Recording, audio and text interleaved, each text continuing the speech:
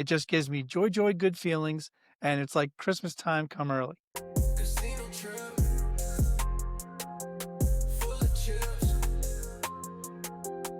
Wanna flip, double it. Welcome to the Full of Chips podcast, the only chips you'll never lose, where the stakes are high, the takes are bold, and the conversations are always full of chips. With your hosts, Chris, the Dice Degen, and Craig from Old Bay Craps. You're tuned in to Full of Chips, the podcast where we dive into our own experiences into the world of gambling and share stories straight from the casino floor. Whether you're a recreational gambler, a seasoned pro, or just curious what the buzz is all about, you're in the right place. Each week, we break down the games, talk to the experts, and bring you tips that could tilt the odds in your favor. So grab your lucky charm, stack your chips, and let's roll into today's episode. Welcome, everybody, to the Full of Chips podcast, the only chips you'll never lose, especially not here because we're not a casino. We're just two guys bullshitting it.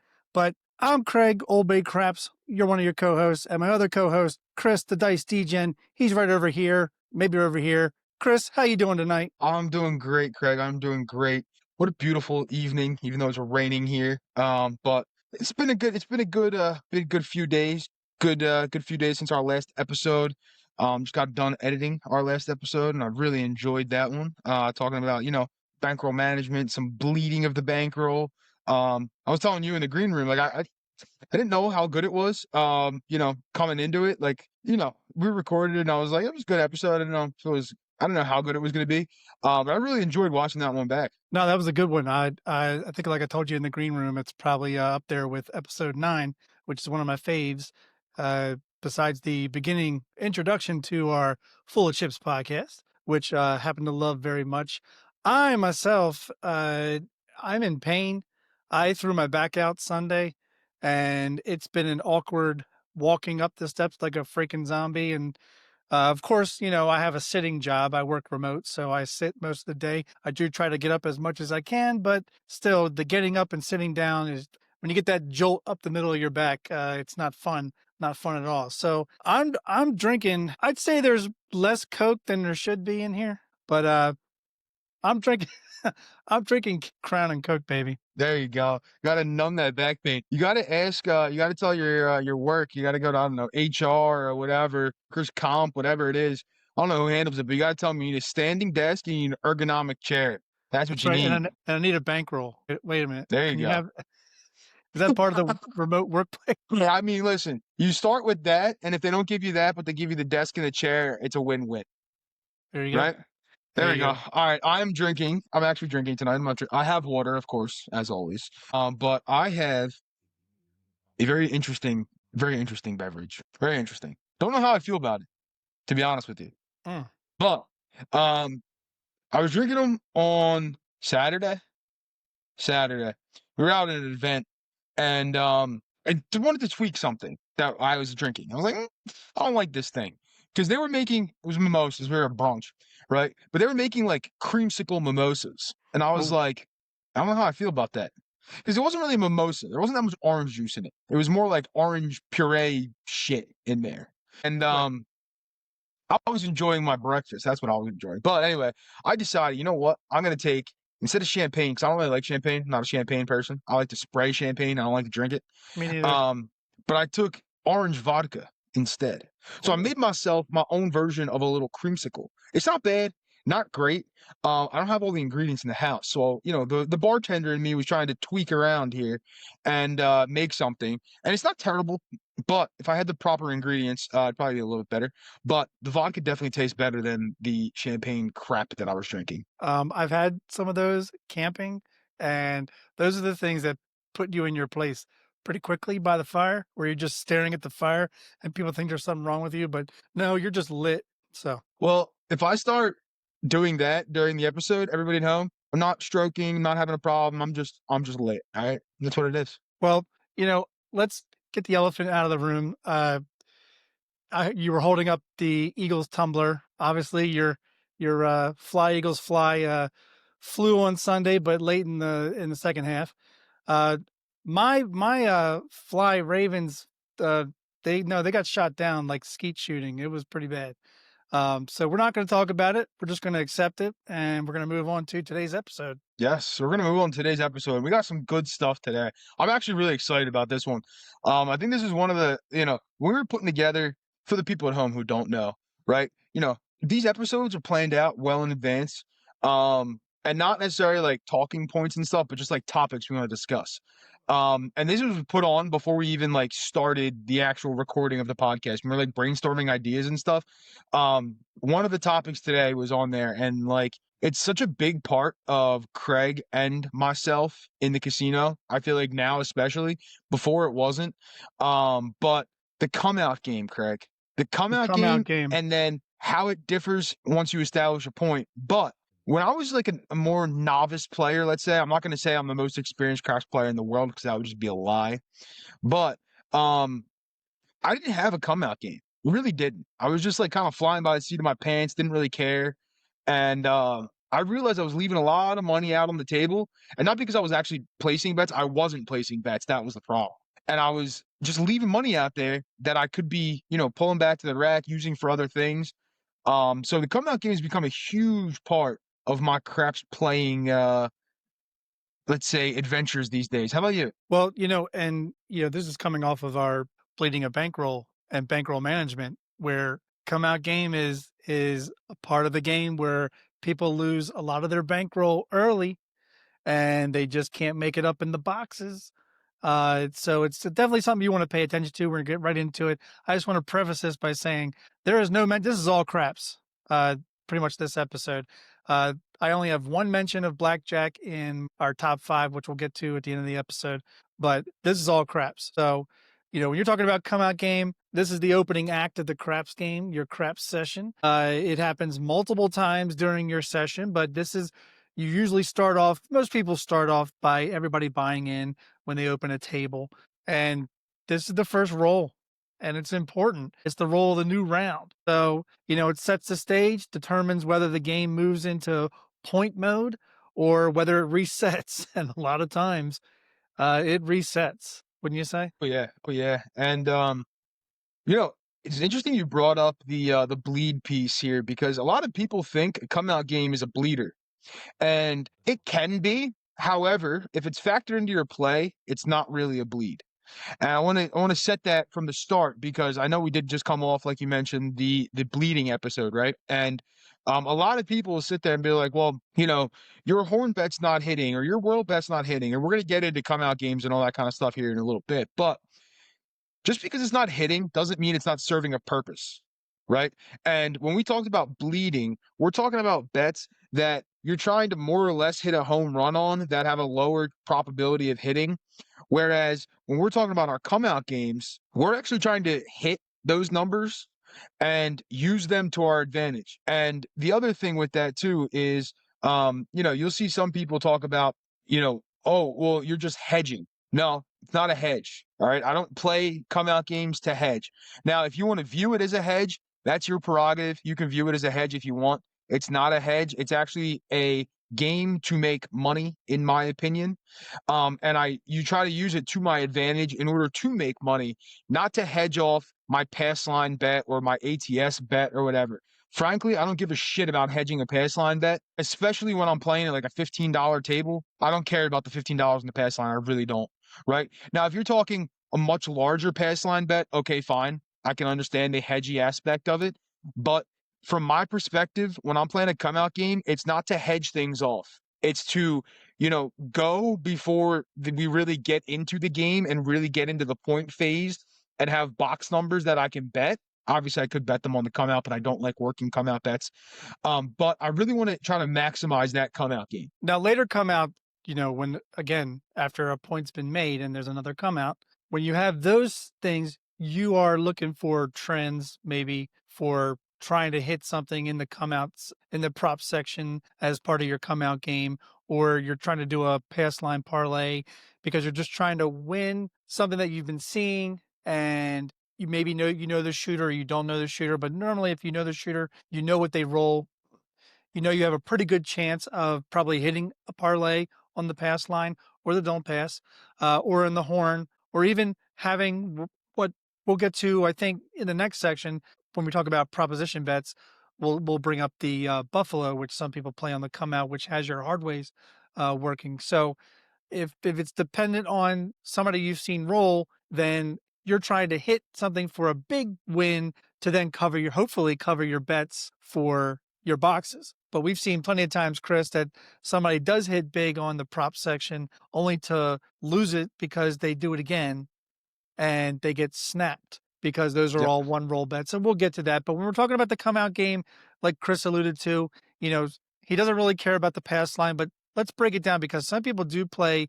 And, we have a lot of listeners that are just beginners and people that are just starting to play the game. So what are they familiar with? They may not even be familiar with the horn bets on the come out. They might be more familiar with pass, don't pass. So the pass Yep. line, which some people consider the light side play, you roll a 7 or 11, wins on the come out roll, right? You roll a 2, 3, 12, your pass line loses on the come out.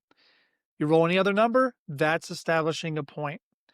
So lesser players, I'd say probably you've seen the same thing, Chris. Lesser players play the don't unless you're at Maryland Live. If you're at Maryland Live, I guarantee you the majority of the people at the table are playing the don't, and they're playing it with stacked bets. And what happens with stacked bets, and Chris and I are on the table, we're going to make sure we throw a yo or a 5 or another box number because that's what we like to do. We like to knock people off the don'ts. Yeah, I like to knock you off any stacked bet you have, especially when it's in my landing zone. Like that's what I like to do. That's right. Funny enough, you brought this up though. I'm gonna get into story time because it's a tangent and DGen can tangent wherever he wants to, on the pod. But when you met me last time in Atlantic City, right? When you were coming in that morning, I was at the Blackjack table, but I had a bad crap session before that. Yeah. One of the bright sides of my crap session there, and I think I talked about it on the podcast when we were in person, was that there was a guy who was playing the don'ts on me, right? And he rubbed me the wrong way when I bought into the table. I'm not sitting there trying to snipe him off the don'ts, but it comes into the come out game and stuff too. So I went 11-11 on my first two come out rolls, which obviously is not setting a point. And for my come out game was getting me paid as well, but it was knocking him off the don't. And now I respect my don't players. All right. I play the don't sometimes as well.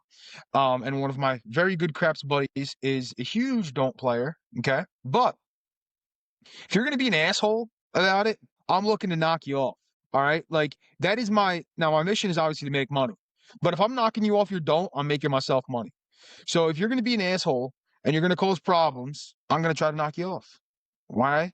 Because that's what I want to do. We've talked about people who we don't mind if you play the don't, but oftentimes people that play the don't are quiet. Yeah. But then there are people who are arrogant don't players. And on come out, they like to stack their $100 chips on the don't, and nothing gives me more pleasure.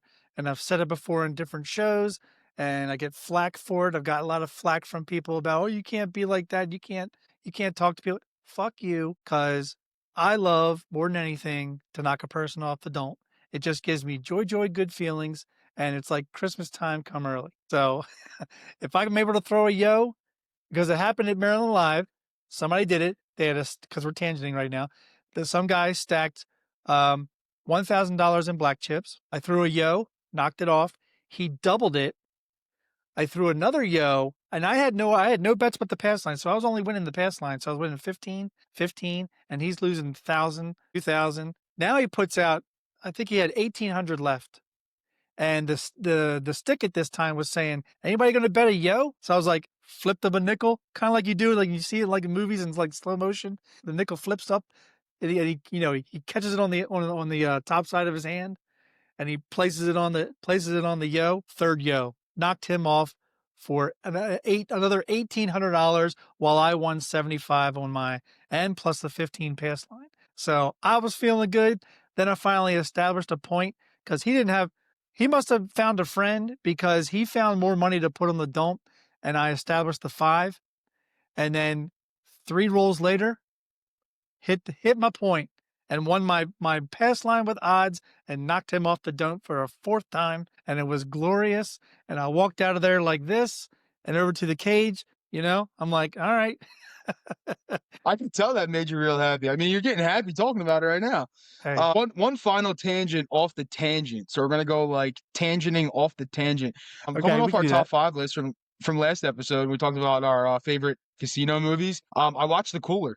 I actually watched it today. Did you like it? It was a good show. It was a good show. I liked it. It was good. There you go. Yeah, it was a good time. I watched it. Going again. I have to knock some of these movie recommendations off this list, and I finally found where to watch The Cooler, and it was on Amazon. I just guess I wasn't looking hard enough, but I found it today. So I watched it today. So yeah, good little flick for those of you who haven't seen it. The Cooler, but we don't like coolers when we're rolling. No. We prefer good come out games and long rolls. So back to the come out game. Greg, you were mentioning, right? Pass line, don't pass. For a lot of, let's say, novice to, let's say, beginner players, that's where they're really focused on, right? Some of them won't even play that. They'll just wait until a point's established. And then when you really get into a come out game, right, you're looking at that prop action in the middle. Could be a horn bet, which for the folks at home who don't know, 2, 3, 11, 12 are your horn numbers, right? It could be a horn high something, which just means you have an extra dollar or an extra denomination on whatever the high is. So like if you say a horn high yo, you would have, and you throw $5, you'd have $1 on the aces, which is the $2, on the 3, $2 on the yo, and $1 on the 12, adds up to $5. That's where you get the high from. You also get the world bet or the world bet, depends on the casino you go to. They're synonymous with each other. And then you got into some of those, the buffalo, the bunny, the bison. I mean, there's a million of them that people come up with these. Yeah, these come up with these names for these hot bets. We'll keep those for the prop section. But talking about the come out game, Craig, what does your standard come out game look like now? And how has it evolved as you've been playing? Well, at the time of the what I just said about Maryland Live, at that time, which was a couple of years ago, so I was just playing pass line minimum, and I was even playing it on like every shooter. Like I didn't even think to just do it when I was shooting, but it was just the minimum. And then once the pointer was established, I'd be doing like $10 odds or something. It was something stupid like that. And then you do a nickel bet on or you do a C&E. Like I was famous for doing a $2 C or $2 E, $3 C. And then nowadays, I still like to do I'll go a quarter, even on a 15 minimum table, I'll go a quarter or $30 on the pass line because I now want to play the ATS and I want to make sure it covers the bet and gives me a little profit if a 7 or 11 rolls. If a 7 rolls, obviously it's going to wipe out my ATS, but I want to make profit as well. In addition to that, I now play also the world bet so that I have all that working for me and the world bet does not get knocked off with a 7. So if a 7 rolls on the come out, I win on the pass line. It pays me a little bit on over what I'm using for the ATS. And then I'll either use that extra to either press the pass line or I'll try to press the pass line and press the world bet because if a 7's rolling, sometimes an 11's not too far behind. Sometimes you get lucky that way. But again, we talked last week about the bankroll management and bleeding at bankroll and that you should be playing those bets as accent bets to what you really want to play, which are the boxes. Yep, 100%. And I failed to mention, I mentioned the world bet. I forgot to explain what it is. So for folks at home who don't know, the world bet is your horn number, so 2, 3, 11, 12, and the any 7. So as Craig said, right, $1 on those bets, and if you roll a 7, it pushes because the any 7 will pay out whatever that bet is on the whirl.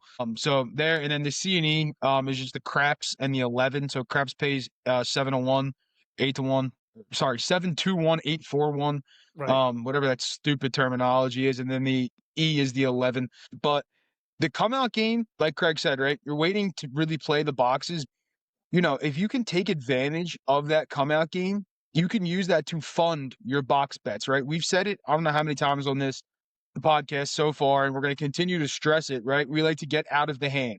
And there's been plenty of times where my come out game has gotten me out of the hand before the hand really technically starts, according to most people, right? Now, for me, the hand starts when the shooter's starting to roll the dice, right? That's when the hand starts.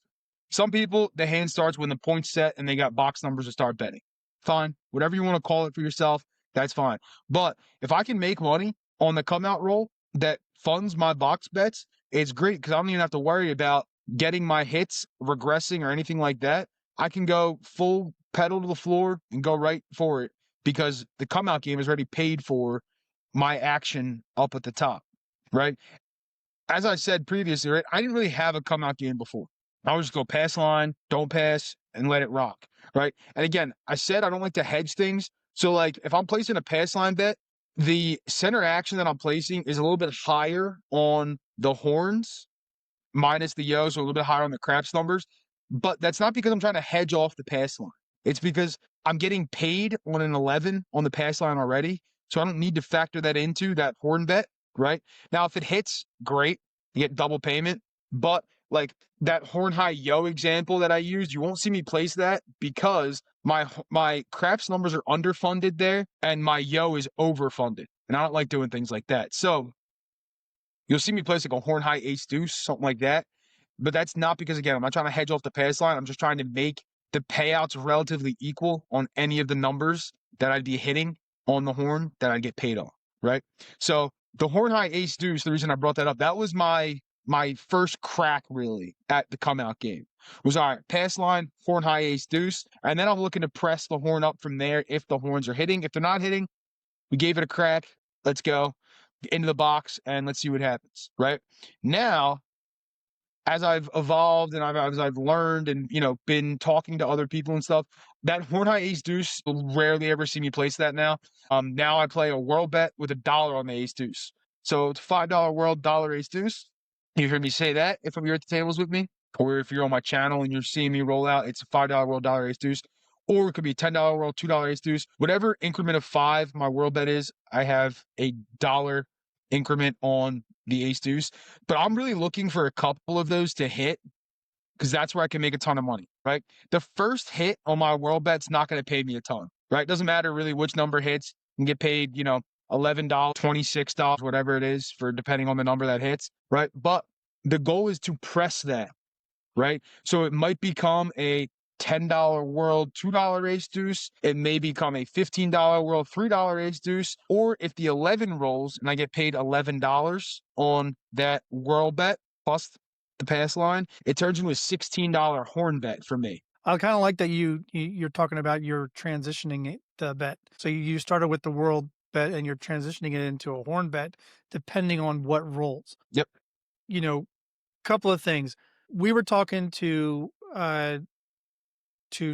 Special Delivery Ted in episode 10, and during our I think it was our top 5 successes or something like that. And I talked about the night I was at Hollywood Casino Perryville, and these two guys just went off on the come out roll. They probably rolled 8 to 9, possibly one of them rolled 10 come out rolls before establishing a point. That's a lot of sevens, that's a lot of yos, and a lot of mixed in with some aces and 12s and midnights and some ace deuces. You can make a lot of money right then and there if you're paying attention and you're pressing. So one of the things Chris just talked about, and we're going to get more into that actually when we talked about the prop bets.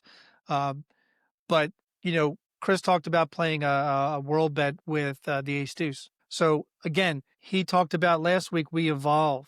And with us evolving our game, we picked up things from other players we know. I'm going to full disclosure, I picked up playing the world bet from Ed Robinson, but he also plays that ace deuce, just like Chris was mentioning. So now, dependent upon how much I'm putting on the world bet is how much I'm going to be putting on the ace deuce. Typically for me, if it's anywhere between a $5 to $15 world bet, I'm putting $1 on the ace deuce. If it's a $25 world bet, I'm putting $2 on the ace deuce. Why? We'll get into that when we talk about the prop bets. For now, I think we've talked enough about the come out roll. Now, if you happen to hit a 4, 5, 6, 8, 9, 10, you've now hit a box number. Now you've established a point. Now what was working in your advantage on the come out is now working against you because now you have to hit the same box number again to make your point on the pass line. If it's a don't pass, you're now the advantage player versus not being the advantage player on the come out. What do you want to add to that? No, you're spot on with that. And then, some people, like we said, right, they wait for that point to get set to even start their bets. That's where I was for a while too, right? And like still to this day, I don't play a lot of line action on people that I don't know or that aren't shooters that I know, right? Like, and the only reason I actually play any line action on people that I do know is probably because I have an ATS bet up there, right? Or I'm looking for that horn come out action. Otherwise, I wouldn't be playing it. So once you get that point set, then it's like a whole separate game almost. Like my brain shifts from come out game to now I'm all right, got a point established.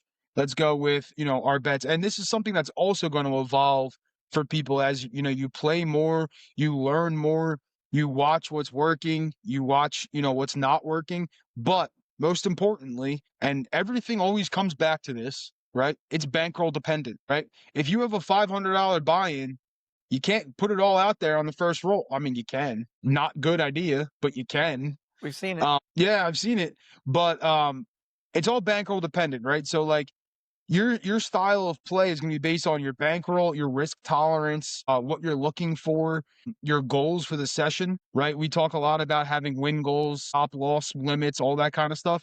That's all dependent on bankroll, and that dictates how you're going to play once the point's set, right?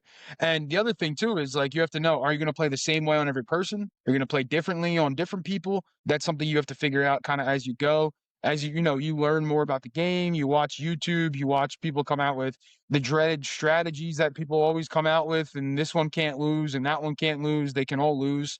But if it works in your bankroll and you like the style of play, go for it. So this is where, this is the main event. The come out action was just the beginning. Now you're in the main event. So the point is established. Now, I will say, because there's plenty of people that we've seen do this, Chris, normally just like maybe the locals, not really part of like any kind of crew or meetup that we do. But you'll see probably local people at the local casino probably do this more often, which is if you're not done playing the come out game and you're having fun playing the come out game, you can continue the come out game after the point's been established. It's called the come bet and the don't come bet. They have the same rules as the pass line and the don't pass, but you can still play them the same way. You can still play the world bet the same way. You can play horn bets, whatever, anytime during the game. So don't think that just because the come out roll is over and now that a point is established that you can only bet on the box bets. The whole world is open up to you now. Just know that the come bet and the don't come work the same as the pass line and the don't pass on the come out. But this is where the tension builds, right, Chris? This is where every roll, the tension keeps building and building, especially if the point is a 4 or 10, which we know have less combinations to roll, but are more exciting when they hit. And both you and I know people who sometimes all they roll are 4s and 10s. And it's really unbelievable. The whole 4-10 flip that Chris gets a bunch of shit about on his Dice DGen channel. We just told a story in episode 10 with Ted that it happened twice on a table to both the 4 and the 10 during the same roll. So if you're playing the 4-10 flip, you just made over $4,000 on the 4-10 flip because it happened twice in the same roll on both box numbers. So this is where the excitement is, Chris. Yeah, I mean, this is where, and don't get me wrong, I'm not saying that, like, the come out game's not fun and all, but this is where the fun really happens. Right now, if come out game can be a ton of fun, too, especially if they're rolling horn numbers. I mean, I'm having a ball. But this is where you're really getting, pressing numbers up, right? Really where you're trying to pull a lot of money off. And again, we're going to talk about bonus bets and stuff later. But, even with the bonus bets, right? Craig said it on the last episode. He said it in previous episodes before. The box is where you're trying to make your numbers. So this is where, you're going for it. And this is where you want to make most of your money at, hopefully, right? Hopefully the shooters are having good enough rolls that you can make money in the box and you can be winning and pressing those numbers up and collecting and pulling stuff back to the rack. But I like how you called it the main event. Because, the once the point's set, that is the main event. That's what you're waiting for. And is it going to be an exciting main event? We all hope it is. Well, this is where the strategies matter if you're playing strategies. Usually strategies that are being taught on YouTube or shown to everybody are once a point is established. There are some that are, come out strategies, but it's very rare. It's more along the lines of when the point is established. The one thing we failed to mention, just in regards to the come out versus when the point's established, is that the puck is off on the come out and the puck is on when you establish a point. So if somebody has established a point and the puck is on, don't fucking buy in. Okay? It's the come out roll. when the puck is off is when you buy in. We can't say that enough. We're going to continue to say it on episode 100 because we don't give a shit. People need to know this because it's still happening at the casino at a accelerated rate. But anyway, why does this also matter once the point is established? Because this is when the bet timing is a concern. This is when some bets behave like little mini come out rolls, like we discussed. Table etiquette is so important here, as well as emotional discipline. Emotional discipline is probably where this happens the most after a point is established. This is where people win it or lose it based on how they're betting and based on not knowing what they're doing, based on hesitation, based on confidence, right? And then I would say, especially with people cheering, people egging you on, a bunch of table nonsense happening, this is where you have to be in control of your bets, especially after a point's established. Yeah, no, 100%.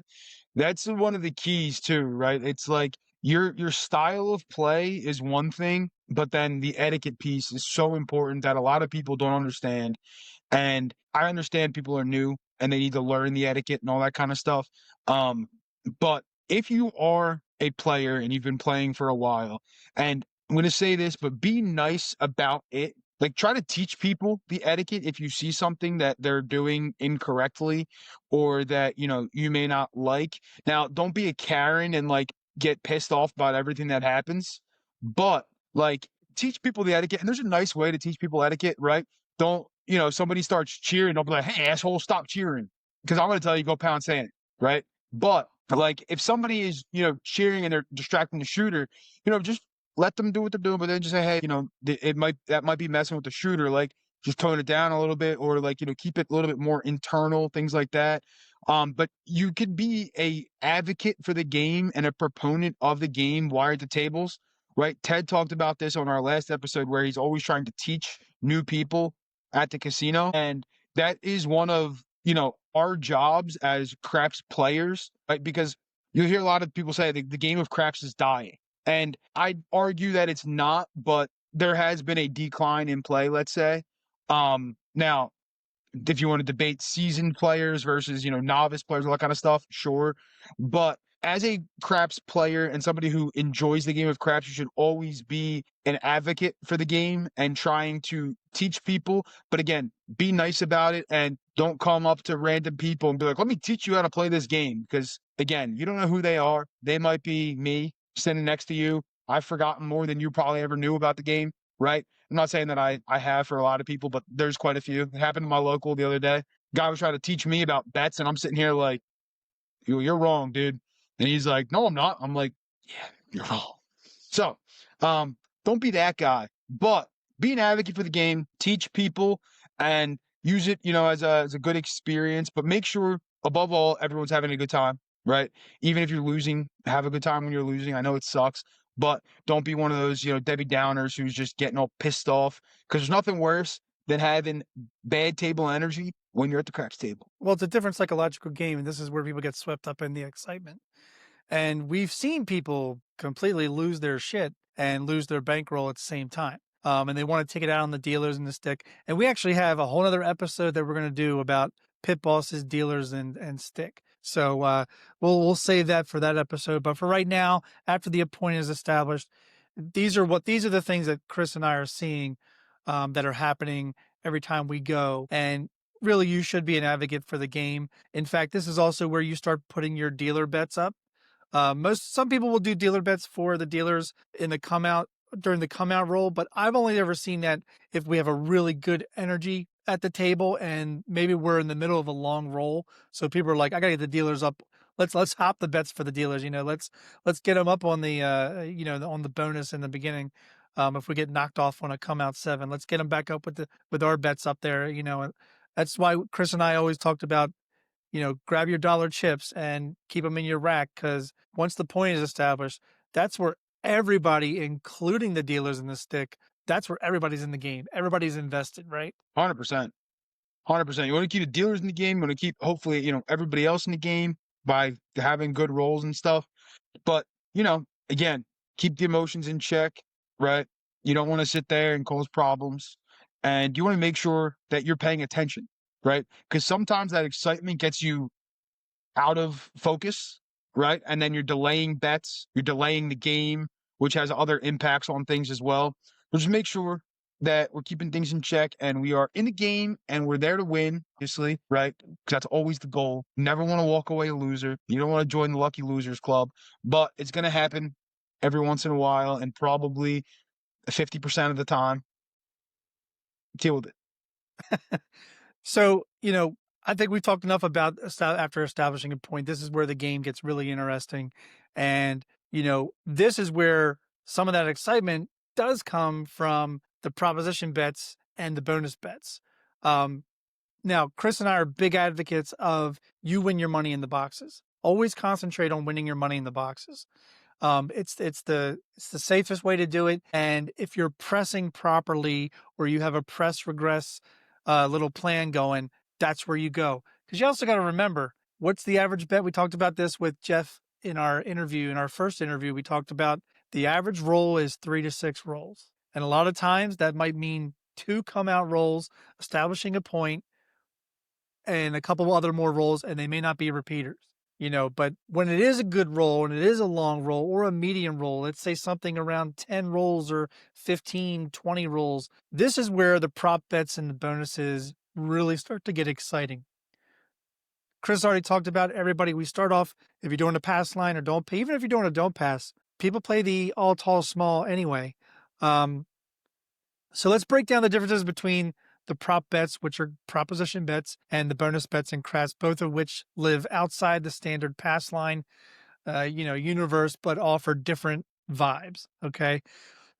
So, Chris, talk about the proposition bets, the side bets, the ones that are found smack in the center of the table. Yeah, so you'll see pretty standard on every craps table, right? You're going to see a section in the middle. It's going to be 2 halves of the table. They look identical in the middle of this table. Most of them are going to start out with I'm going to ignore the very top because that's a bonus bet. So we're going to talk about that in a minute. But then you have your hop bets. Now, not all casinos are going to have the hop section there, but most will. What the hop bets are is they're 1 roll bets. They pay 15 to 1 or 16-4-1 for any of the easy hops. So if you're going to hop a number, let's say you're going to hop the 4, right? You're hopping the exact combination of 3-1 for the easy 4. Same thing for the 5, 6, 8, 9, 10, right? I'm not going to go into each of them, what all the combinations are. If you're interested, there's 36 dice combinations. You can figure out which ones add up to 6, 8, all of the above, right? But those are the hop bets. They're 1 roll bets. So if that number, that exact combination doesn't roll, you're going to lose that bet. Then you have the hopping hard ways, which are 30 to 1 payouts. And that's that the hard way is going to roll on that next roll. But again, it's a 1 roll bet. So if the hard way or even that number itself doesn't roll, you're still going to lose that bet. So just keep that in mind. Then going down the center action in the middle, you're going to have your any 7, which is just any 7. So any 7 rolls pays 4 to 1. That's part of that world bet that we were talking about. The any 7 is a piece of that. Underneath the any 7, you're going to have your hard ways, which your hard ways are going to be your 4, 6, 8, 10. Okay. They have to roll with the pair. That's why you'll hear some people say, we want a pair. Give me, any pair. We don't care. Right. That's the Hawaii crap shooters mantra. But that's going to be your hard ways. Now, if you roll any number, doesn't necessarily matter unless it's the easy version of the hard way, right? So for the 6, for example, you're betting on the hard 6. That's the 3-3. If you roll a 4-2 or a 5-1, you will lose that bet. But any other number, you're not going to lose that bet. Going down from there, you're going to have your horn bet, right? Which is, again, as we mentioned with the come out action, because it's a big part of people's come out action, it's going to be your aces, your 2, your ace deuce, which is your 3, your yo, which is the 11, the 12, which is the midnight. You'll have a section that says like horn, right? Which is all of them at once. You got to bet that in $4 increments. And then you'll have your horn high bets on some tables. Most casino tables don't have that. Like layouts like mine have it. But most casinos don't have horn high. Some of them do. I have seen it, but not all of them. And you'll have your C&E on the outside. I feel like I'm a designer here, like going down the table, like going. I'm visually seeing you, and I'm seeing the C&E down. I'm literally going like down. your C and E, little circles with arrows pointing to positions on the table. And that's your craps and your 11 bet. And then at the very bottom of all that center action, you'll have the any craps bet. Most of the time it's there. Again, these layouts depend on the casino. Every casino can have their own layout. There are standard bets they are required to have on the layout, but the placement of these and the variations of what the felts look like, that's up to the casino and the design and all that kind of stuff. There's no like, you have to put this on top of this on top of that. Like, that's not a thing.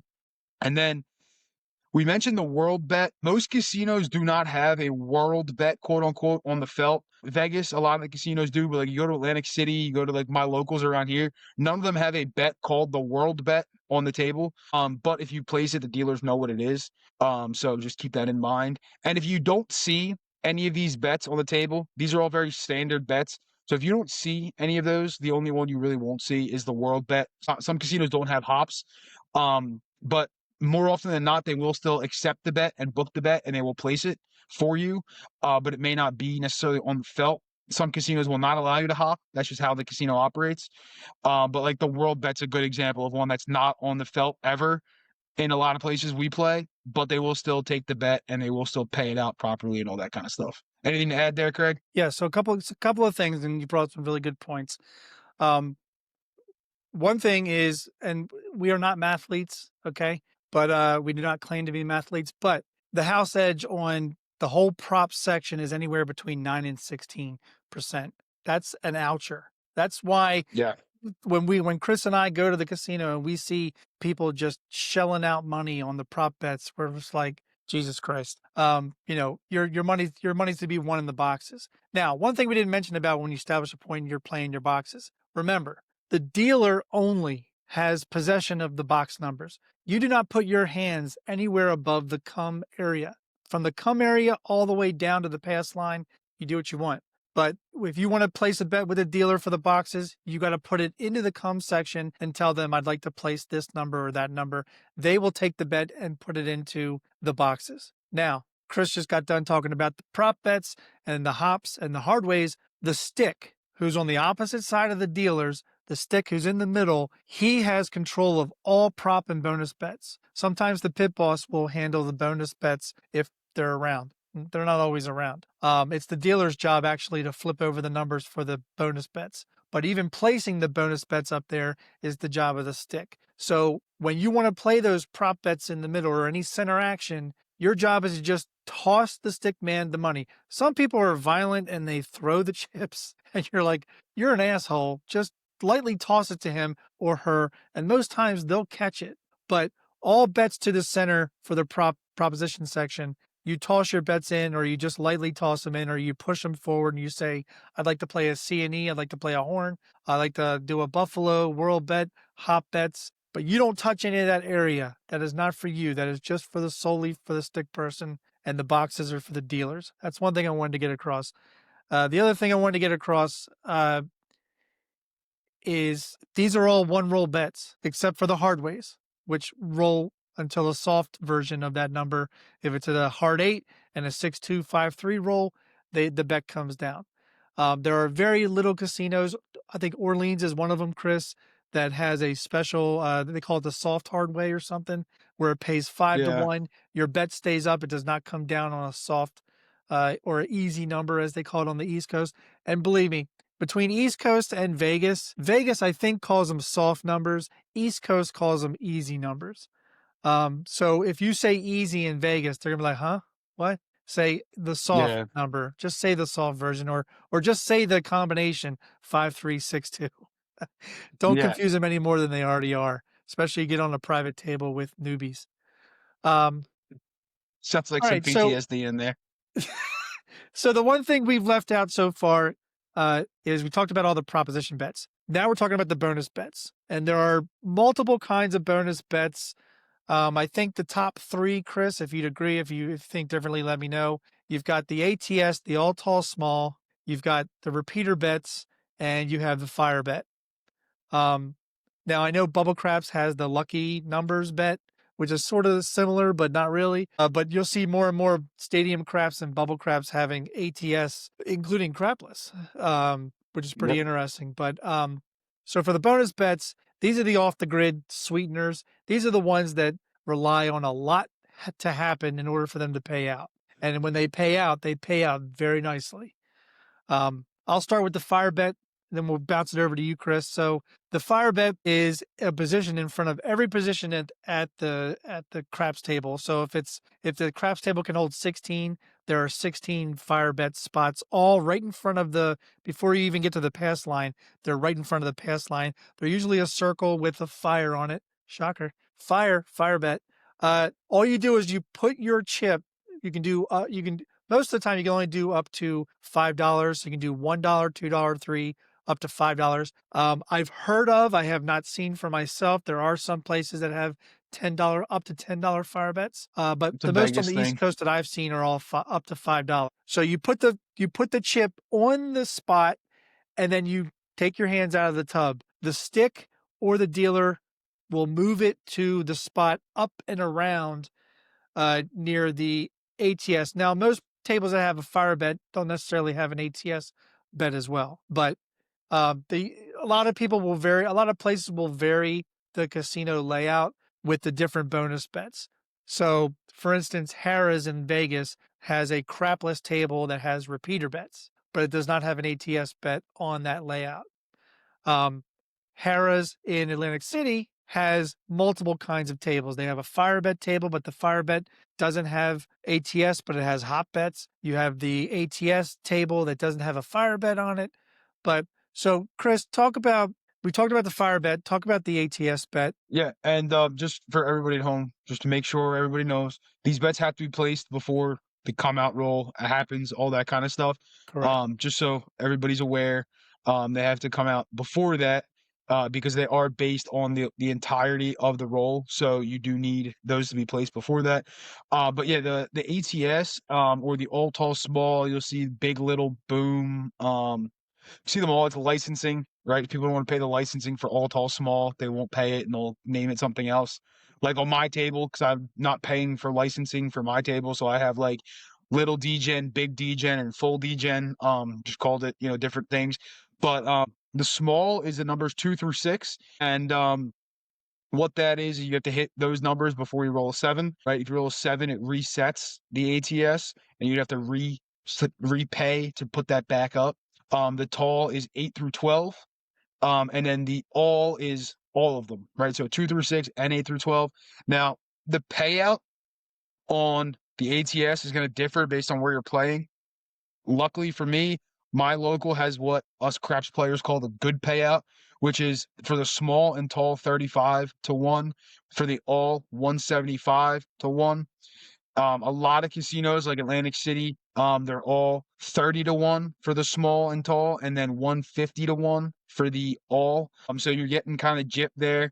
I tend not to play the ATS a lot on places that are 30 and 150 to 1.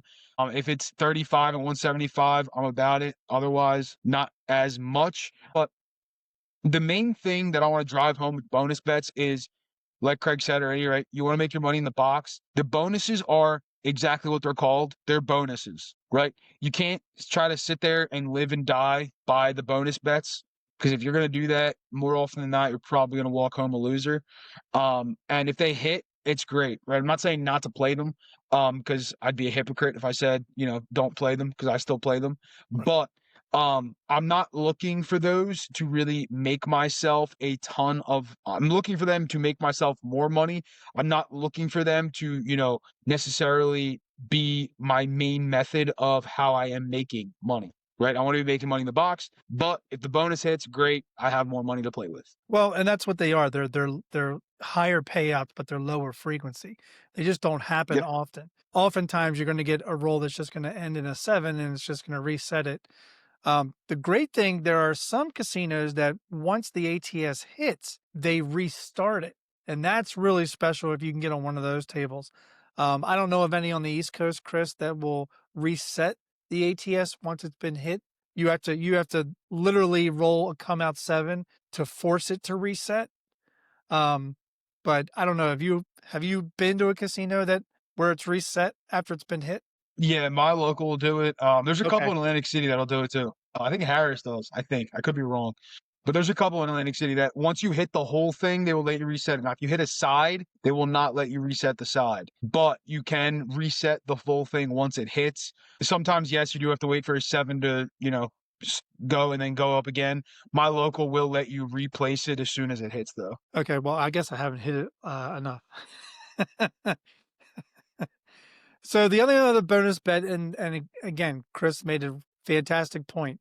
It is a bonus bet. It has nothing to do with your main strategy. Unless your strategy, which I've seen at Maryland Live, again, if you're not playing the stacked don'ts, you've got people playing the pass line and the ATS, and that's all they're playing. And the only reason they're playing the pass line is because the casino is forcing them that if they want to play the bonus bets, they have to play a pass line, which is stupid and sucks. There are very rare casinos that will allow you to play the bonus bet without a pass line. Usually they keep the pass line for just if you're shooting.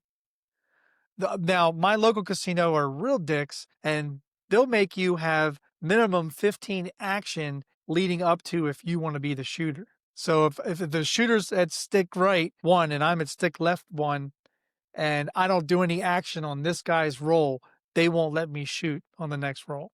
That's bullshit. That's 100% grade A American bullshit.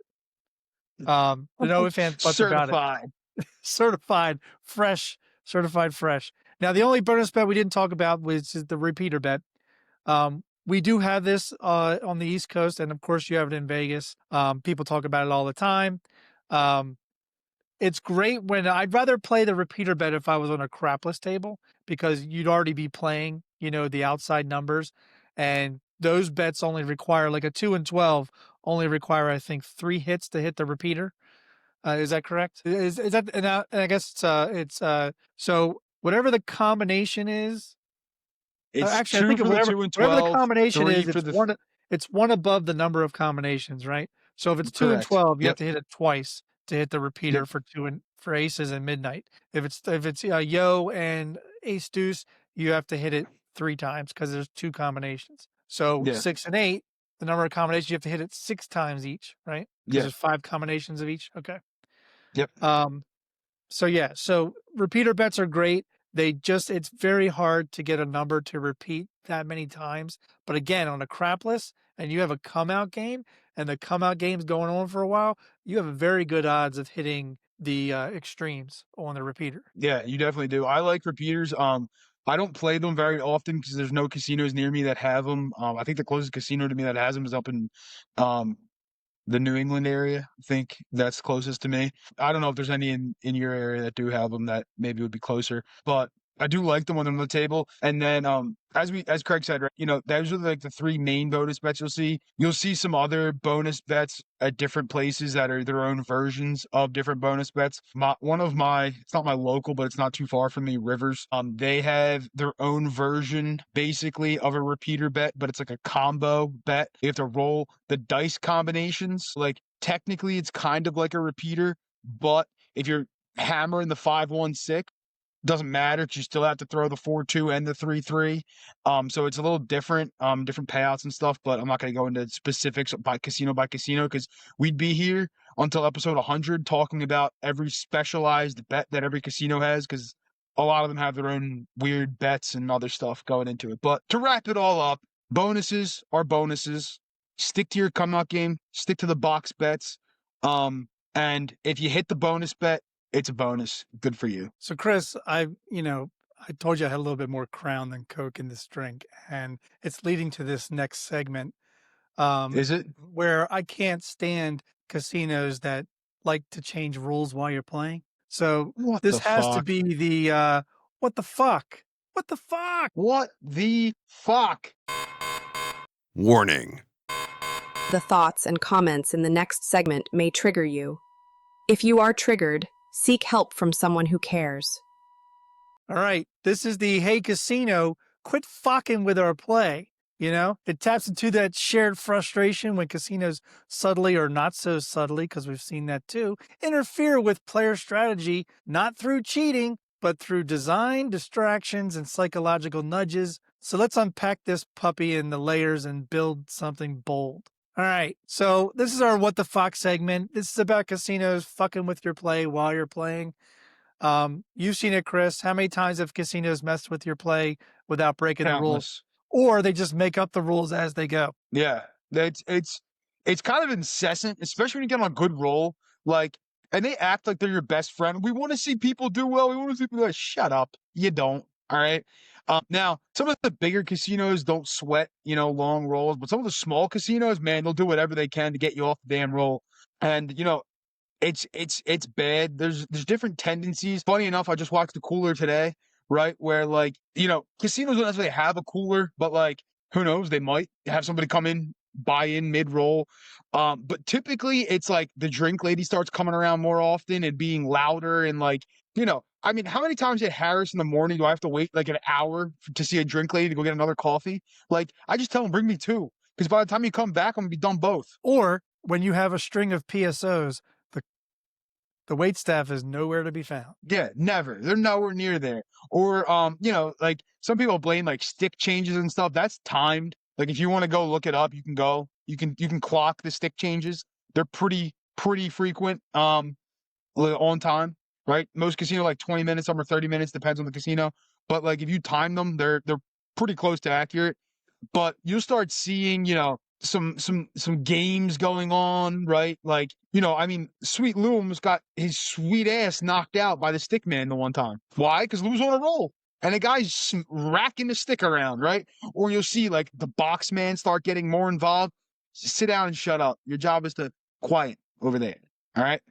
We talked about it. You'll see other pressures and stuff. Talked about it in the previous episode with Ted that he was talking about the stick person hitting the stick while waiting on the roll. And then I was talking about the stick person because I was a stick left trying to throw and they're rocking back and forth. Yeah. Tell me that's not to disrupt the game because you are and you're just an asshole for it. But even if we zoom out, Chris, to the whole casino, we've already talked about the maze layout that they have to keep you disoriented, the loud music, right? The lighting is all over the place, especially with slot machines, which is probably one of the reasons you and I detest slot machines.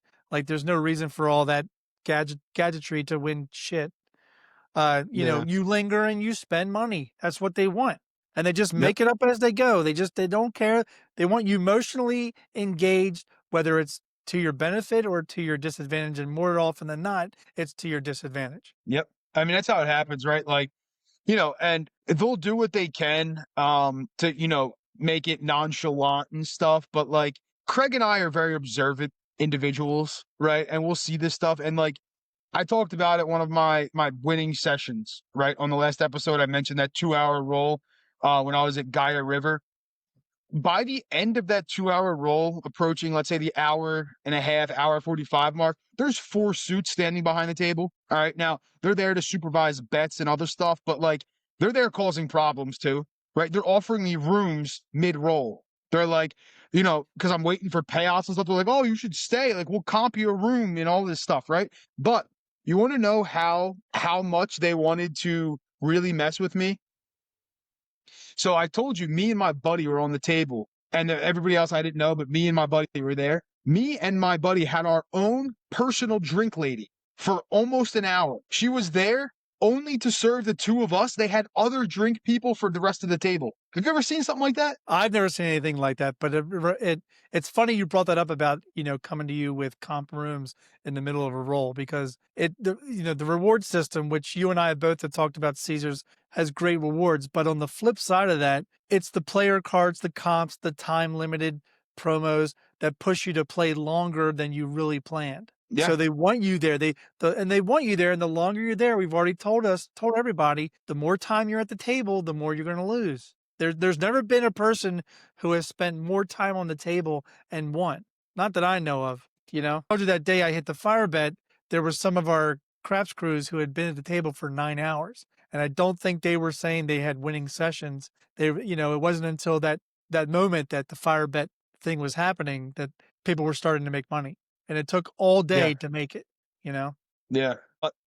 The casinos will try to do whatever they can to keep their money and take your money. That's what keeps the lights on. That's what keeps them there, right? Even with these bonus bets, we've been talking a lot about bonus bets today, obviously. Like, they're not in your favor. All right. The house edge on those is absurd. They keep introducing games like in Vegas, they have quad zero roulette. Quad zero, right? 6-5 blackjack. That's another one, right?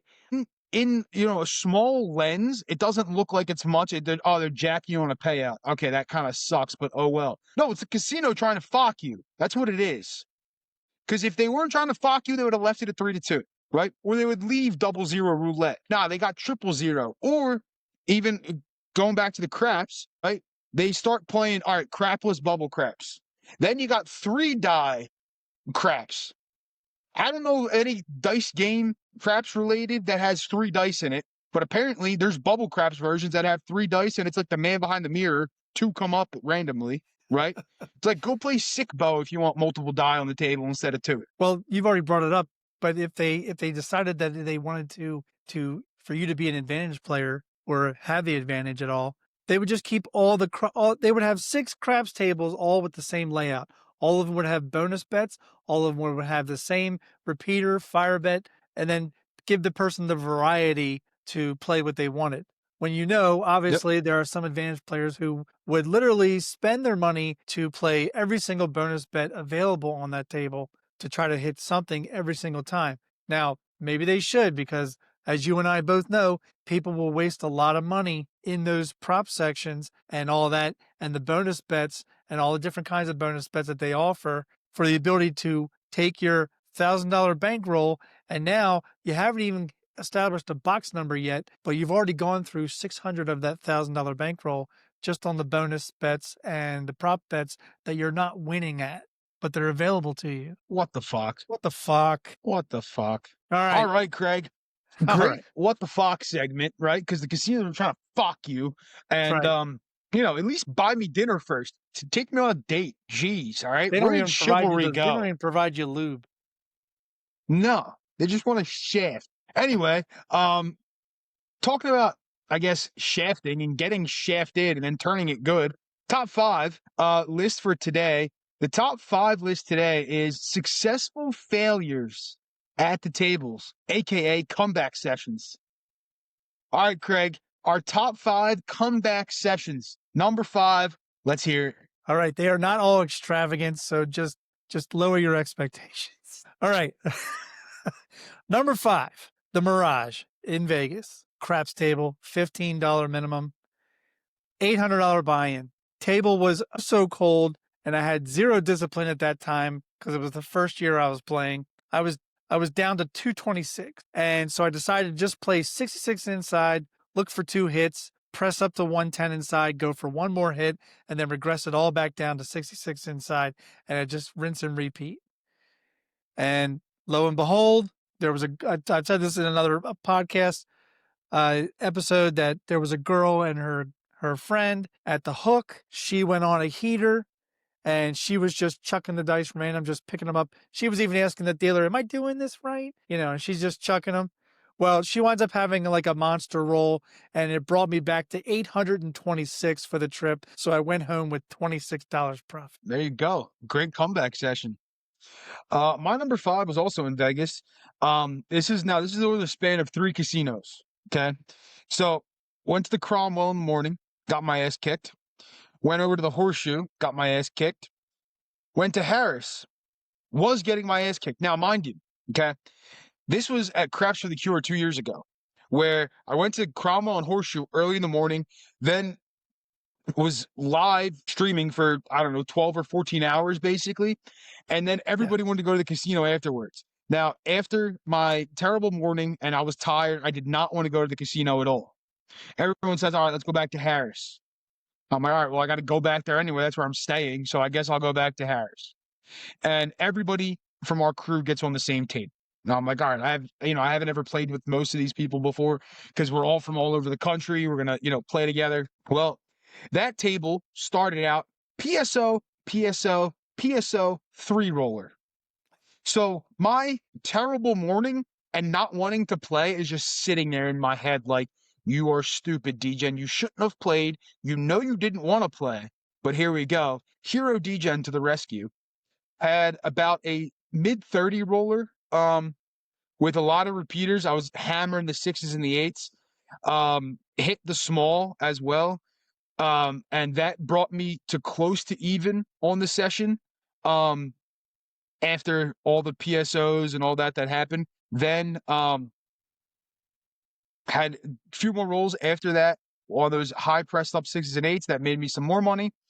Finally 7'd out. The lady next to me gets the dice, starts rolling. She was throwing hard ways, so I started playing hard ways. Well, I hit the hard way parlay on the 6, and I almost hit the hard way parlay on the 8. All in all, that session made me up $52 from my entire debt. So I made back my buy-in from the horseshoe, my buy-in from the Cromwell, and most of the buy-in that I had lost from the Harris table already. I was up, sorry, $54, not 52, $54 for the day. And I was very, very happy. And I went to bed after that. The comeback sessions get the golf clap, right?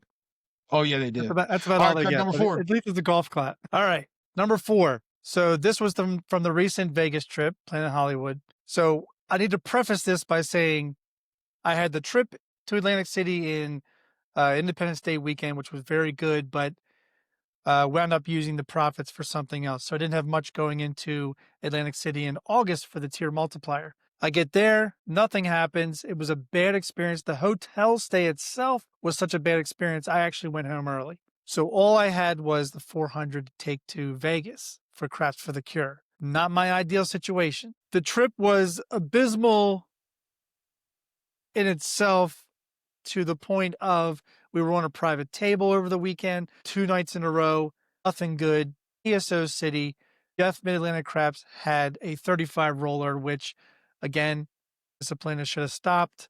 It's hard to stop on a private table. If it had been in any other kind of table, Chris, I would have stopped after Jeff's roll and gone to bed. And that's what I should have done, because it just didn't work out the next night at the private table. Anyway, night before last, I think this was Sunday night, after the second day of Craps for the Cure, we had made the goal. We decided to all go to Planet Hollywood.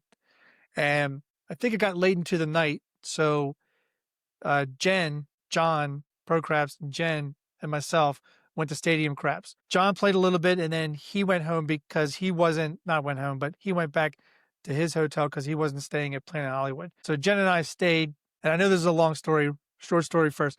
So I bought it for the last 220 I had, okay? You had to have a minimum of total of $5 bets at all times on the Stadium Craps.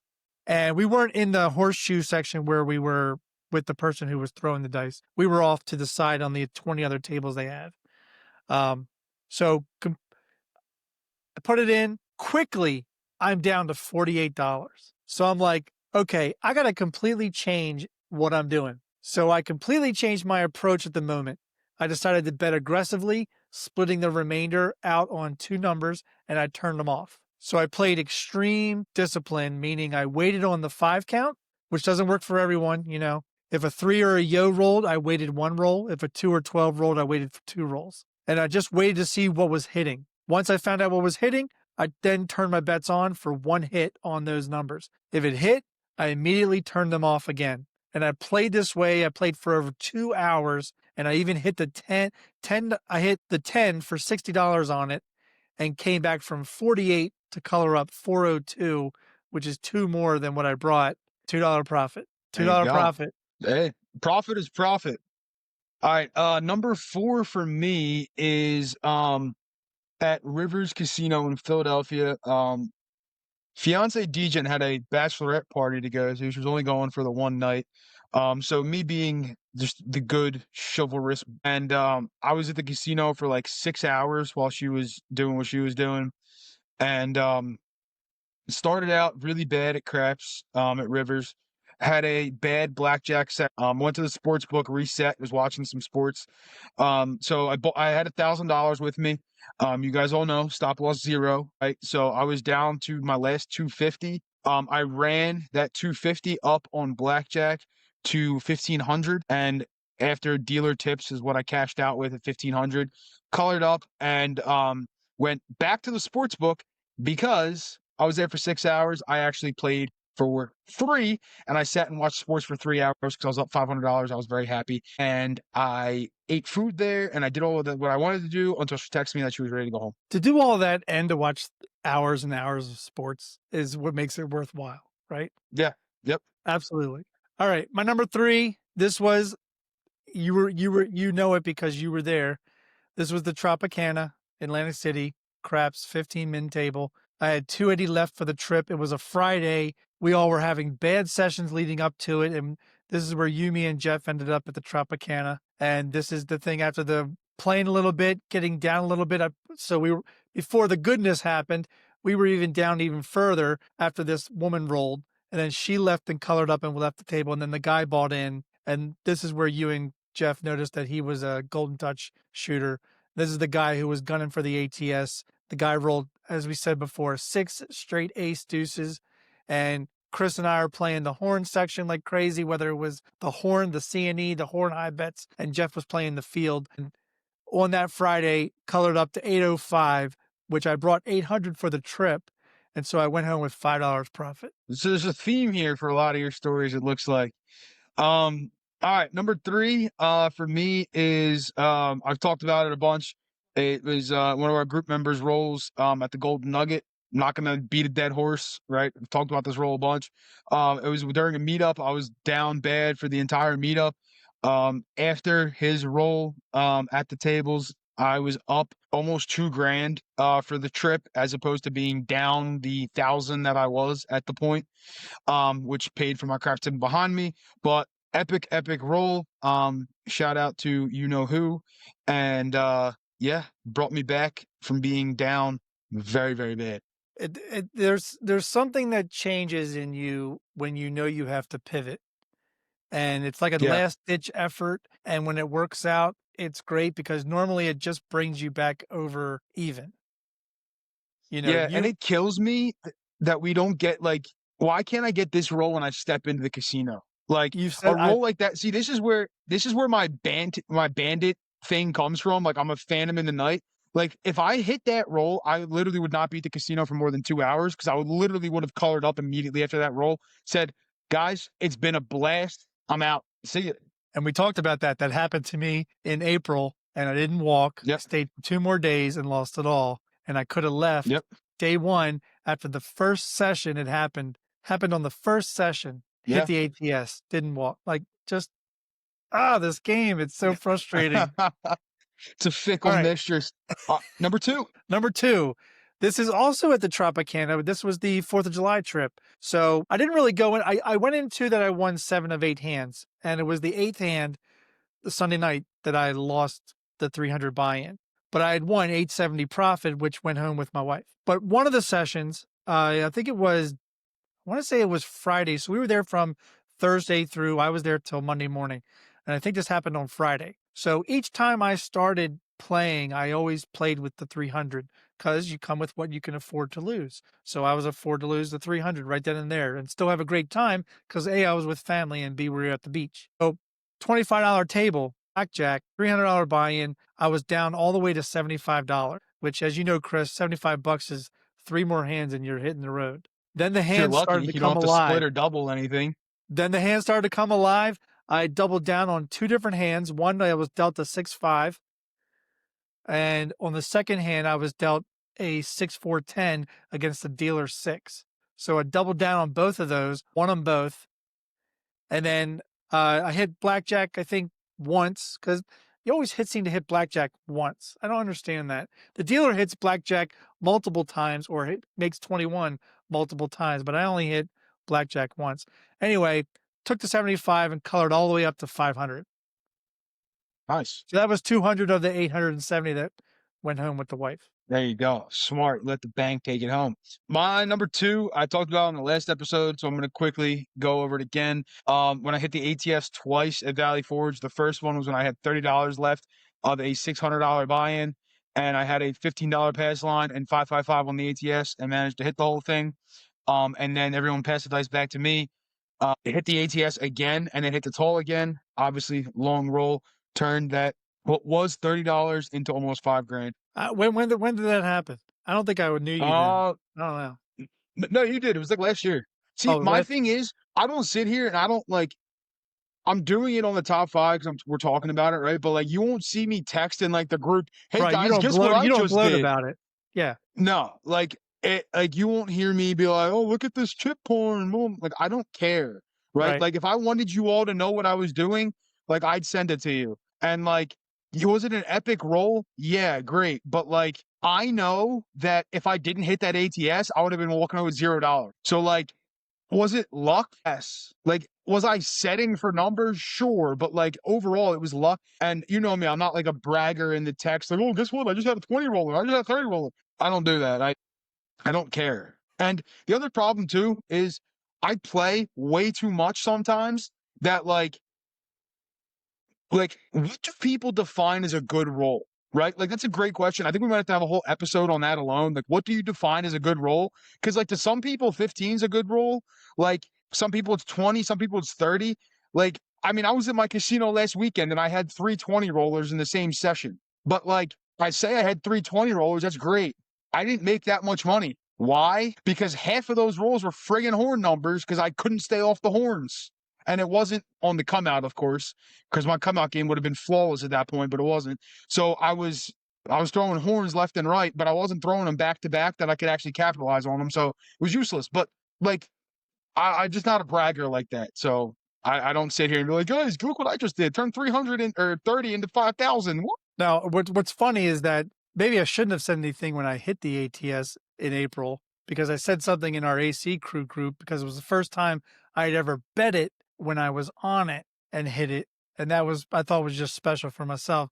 But I should have known right then Yeah. and there. Telling everybody was the downfall, and I didn't come in with any of it. So. Yeah. It's tough. All All right, right. Greg, numero uno. Numero uno is the one that people have already heard about, I think, 3 times on this podcast. But it has to be Harrah's and AC, right? It has to be the fire bed table. I was down to 140 left of my buy-in for the trip, of bankroll actually. And I just told myself, either you're going home right after this session or you're going to have to shoot really well. Well, dice came to me, and this is the aforementioned 5-point fire bet that I hit. And I hit it in 12 rolls, Larry, 12 rolls. And I had 4 buckshots out of the 12 rolls to decide 4 of the 4 points. And then the 5th point, I changed my dice set to hit the 4, and I hit the 4, and I did it in 12 rolls, and I still had an 18 roller, but hitting that was sweet because the 140 turned into 1300. And at the time that I decided to walk away, and probably could have walked away with 1400, but of course, Chris and I have talked about you play stupid when you've won big money, and you just have to, if Yep. you can just minimize the amount of stupidity, like I did here, I only lost $100 after hitting the fire bet, then you can walk away a winner. And I walked away a winner that day. So There you go. Nice. I'm still looking for the 5-pointer. I've never hit one. Never hit a 5 or a 6. I've hit a 4-point a couple times, but I've it's never hit a sweet. 5. It is. All right, number 1. I've talked about this, but I haven't detailed it out, so I'm going to detail it out right now. Ladies and gentlemen at home, listen up, because this was a lesson to DGen, and it goes along with bankroll management, all the shit we talk about all the time. Private table in Atlantic City at the Tropicana, $1 buy-in minimum. So that's what you had to do. If you've played with me and you hear me talk, I don't buy in for 2K. All right, I don't do it. Why? Because I don't want to. Okay, and I don't do it. All right, I like to buy in for anywhere from like 600 to 1,000. That's my standard-ish buy-in, give or take. Well, I had to buy in for 2,000. Okay, on a table with a bunch of shooters that I know that are all good shooters. Well, what did I do? I sat there like a dickhead for 45 minutes, just hoping somebody was going to do something other than PSO. Well, after about 45 minutes, that 2,000 turned into $800. So I lost $1,200 because I was kind of tilted and being stupid. And normally I wouldn't have that 1,200 to even lose because I would have lost before that. But it is what it is. The fiance was over in the tower over at Caesars, because that's where we were staying, working, and texting me like, "What are you doing? What are you like?" Blah blah blah. And I'm like, I'm getting read the riot act via the text to the point where I shut my phone off. I was like, I can't deal with this anymore. Like, how bad do you think I feel right now? It's my friggin' money that I'm losing. All right, I don't need a lecture from you about it. What did I do? I went to my get right game. Okay. Walked out of that high limit room on that private table with my tail between my legs, took that $800 and was like, you know what? I'm going to do something with this or I'm going to lose it all because I was kind of tilted. So I sit down on a blackjack table by myself, $15 table, and I'm playing a few hands of blackjack, and I'm doing all right. Then the shoe starts to shift a little bit. I start playing 2 hands, and I start doing really well. Then there's interest gauging from other people around because I'm doing well. They see my stack growing up. So I start playing 3 hands, and one of the guys from the private table comes over to take a break and sit down next to me. He wasn't playing, but just to sit there, and I was like, please sit. Like, I don't want anybody else to play this table. Playing 3 hands, then I'm playing 4 hands because more people want to come in and play. Finally, I'm playing 6 hands of blackjack because I don't want anybody to sit at this table with me. After about an hour at the blackjack table and a portion of that playing 6 hands, most of it playing more than 1 hand, I turned that 800 into 2,400 and left the Tropicana up $400, turned my phone back on and said, hey, babe, guess what? But it was one of the sickest runs of blackjack I've ever had.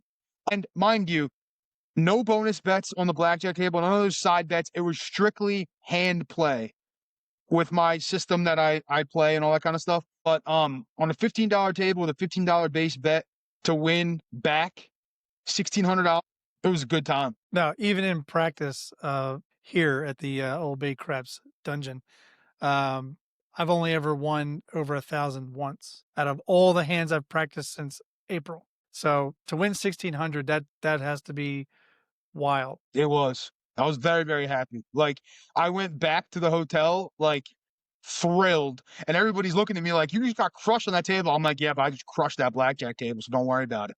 But why is it that sometimes we have to be at our darkest hour to Yeah. hit something, to hit a stride? Why? It's true. Why does that happen? It's funny. Victoria, her fiance DJ, calls blackjack my get right game. And it's funny because I always go to blackjack after I lose on the craps table. Not that I want to lose on the craps table, but like there's some times where I just go in there and I'm like, why don't I just go sit at the blackjack table first? But no, I go to the craps table and lose. And then, like you said, I got to be down and like people counting me out. And I'm like, nah. Give me that blackjack table and here we go. If we had discipline years ago, how much would we be up right now? A lot more than I am. Thousands. Yeah, Literally. for sure. I mean, it's a fact. Oh man, great top 5 as per usual. As It was a per lengthy top usual. 5, but a great top 5. Good little stories in there as well. All right, Craig, tip of the episode time? Tip of the episode, plan a win goal based on your buy-in. So be realistic, 10%, 20%, 25%, doesn't make a difference. If your buy-in is $100, which is very low, you have to realize 10% is $10. It's not $100. It's not $50. You're not trying to make $1,000 out of 100. A win goal of 10% is $10. If it's $1,000 buy-in, that's only $100 out of that $1,000 is 10%. So if you're not comfortable with that, or if that's not something you want to do, raise your percentage of your win goal. But stick to it. The more you stick to it, the earlier you'll walk out of the casino a winner. 100%. Great tip of the episode. Yeah, make sure you're setting those win goals and like Craig said, stick to them. All right. They're not just arbitrary numbers that you're trying to put together. Like actually stick to those win goals. It will definitely make you a better gambler. It will make you a more profitable gambler, right? Like, yeah, we could all have that miracle session, but I'd rather have the consistent winning X% as opposed to lose, bang, up 1,000, lose, up 2,000, lose. Like, I'd rather consistently win a couple hundred every time as opposed to, looking for the home run and not hitting it more often than not. So make sure you set those win goals at home, ladies and gentlemen. I think that brings us to the end of episode 12. It was a good episode, Craig. I enjoyed this one. Wow. 12 episodes. That's We're that's a trucking dozen along. right there. That's a dozen, baby. Next one's a baker's dozen.